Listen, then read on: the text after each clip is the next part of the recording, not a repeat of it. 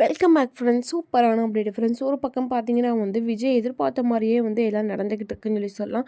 ஏன்னா விஜய் என்ன நினைப்பாருன்னா, சரி கோவிலுக்கு கூட்டிகிட்டு போயிட்டு சாரதாம்மா கோவிலுக்கு கூட்டிகிட்டு போவாங்க சொல்லுவாங்க. கோவிலுக்கு கூட்டிகிட்டு போயிட்டு பார்த்தா அங்கே 2 பேர் காவேரியை பற்றி கேட்பாங்க. என்ன காவேரி எப்படி இருக்கா அப்படின்னு சொல்லிட்டு காவேரியை பற்றி கேட்பாங்க. இதை கேட்ட காவேரிக்கு ஆச்சரியமாயிரும். ஏன்னா விஜய் ஹஸ்பண்ட்னு சொல்கிறாங்க, இந்த பொண்ணு மகள்னு சொல்கிறாங்க.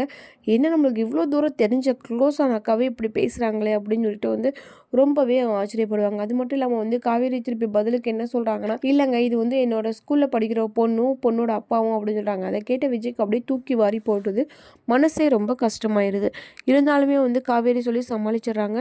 இல்லைங்க அப்படின்னு சொல்லிட்டு சொல்லிடுறாங்க. இதை கேட்ட விஜய்க்கு ரொம்பவே கஷ்டமாயிருது. மீண்டும் அர்ச்சகரும் அப்படி கேட்குறாரு. இந்த மாதிரி எபிசோடு போயிட்டு இருக்குங்க. ஆனால் இந்த மாதிரி கூட எபிசோடில் பார்த்தீங்கன்னா சாரதாம்மா கிட்ட போய் காவேரி கேட்குறாங்க, அம்மா என்னம்மா நான் ஒன்று கேட்பேம்மா, நீ உண்மை மட்டும்தான்மா சொல்லணும்னு சொல்கிறாங்க. என்ன காவேரி சொல்லு காவேரின்னு சொல்லும்போது, இல்லைம்மா எனக்கும் இப்போ போன விஜய்க்கும் என்னம்மா ஒரு ரிலேஷன்ஷிப் இருக்குது, எனக்கு அவங்களுக்கு ஏமா ஏதோ ஒரு பந்தம் இருக்க மாதிரியே எனக்கு தோணுதுமா, என்ன ஆச்சுமா அப்படின்னு. இல்லை காவேரி நீ எதையுமே மைண்டில் போட்டு குழப்பிக்காத, இதெல்லாம் சும்மா அப்படின்னு சொல்கிறாங்க.